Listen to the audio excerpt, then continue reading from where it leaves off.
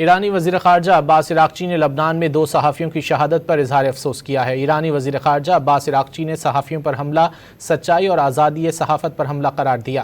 واضح رہے کہ گزشتہ روز لبنان میں گاڑی پر اسرائیلی حملے میں 2 صحافی شہید ہو گئے تھے۔ شہید صحافیوں میں خاتون بھی شامل تھی۔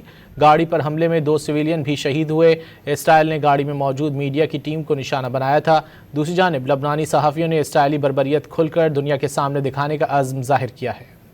ایرانی وزیر خارجہ عباس عراقچی نے لبنان میں 2 صحافیوں کی شہادت پر اظہار افسوس کیا ہے۔ ایرانی وزیر خارجہ عباس عراقچی نے صحافیوں پر حملہ سچائی اور آزادی صحافت پر حملہ قرار دیا۔